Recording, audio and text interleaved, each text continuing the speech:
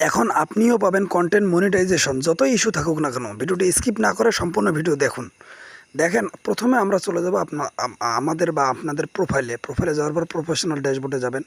যাওয়ার পর এই যে দেখেন ভিউ ডিটেলসে যাবেন, আপনার যে ইস্যু থাকুক সেটা শো করবে। ভিউ ডিটেলসে যাওয়ার পর দেখেন আমি যে আমার স্পাম ধরছে।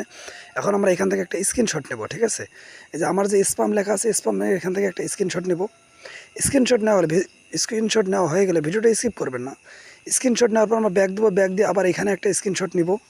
স্ক্রিনশট এখানে নেওয়ার পর আবার আমরা ব্যাক দিব, ব্যাক দিয়ে আমাদের প্রোফাইলে চলে যাব। প্রোফাইলের একটা আমরা স্ক্রিনশট নিব। তাহলে মোট আমরা স্ক্রিনশট নেব 3টি। ভালো করে শুনেন, স্কিপ করবেন না। মোট আমরা স্ক্রিনশট নেব 3টি। নেওয়ার পরে যে 3 ডট মেনু দেখতেছেন, 3 ডট মেনুতে চাপ দেওয়ার পর আমরা চলে যাব হেল্প অ্যান্ড সাপোর্টে। একটু নিচে দেখবেন 3 ডট মেনুতে চাপ দেওয়ার পর নিচে দেখবেন যে হেল্প অ্যান্ড সাপোর্ট।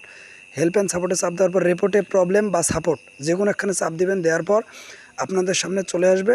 এখানে দেখেন যে রিপোর্টে টেকনিক্যাল ইস্যু বা টেকনিক্যাল প্রবলেম, এখানে চাপ দেবেন। মানে আমরা রিপোর্ট করতেছি যেহেতু, চাপ দেওয়ার পর আমাদের এরকম একটা চিহ্ন আসবে, লেখা থাকবে ইনক্লুডে আমরা চাপ দেব। ইনক্লুডে চাপ দিলে একটু হয়তো বা লোড নিতে পারে। নেওয়ার পর আপনাদের প্রোফাইল বা পেজ যেটাই হোক, আমার যেহেতু প্রোফাইল, আমি এখন প্রোফাইল সিলেক্ট করব। যাদের পেজ আছে পেজ সিলেক্ট করবেন। আমি প্রোফাইলে সিলেক্ট করে দিলাম। দেওয়ার পরে যে আপলোড ফ্রম ফটো বা ফোন, আপলোড ফ্রম ফোনে আমি চাপ দিয়ে দেখা যাচ্ছে আমার যে ফোনের মধ্যে যে আপলোড করেছে, যে 3টে স্ক্রিনশট নিয়েছিলাম তার মধ্যে একটা নিলাম। আবার আমি একটা স্ক্রিনশট নিব।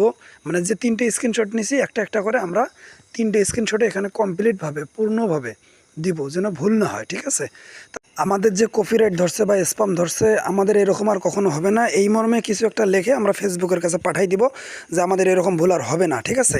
এটা আমাদের কমেন্ট বক্সে পিন করা থাকবে, সবাই ওখান থেকে কপি করে নিয়ে দেবেন। এইখানে পেস্ট করে দেওয়ার পর ওপরে দেখানো হয় যে তীর চিহ্ন আছে, তীর চিহ্ন আমরা চাপ দিয়ে এই রিপোর্টটি আমরা ফেসবুকের কাছে করব, ঠিক আছে?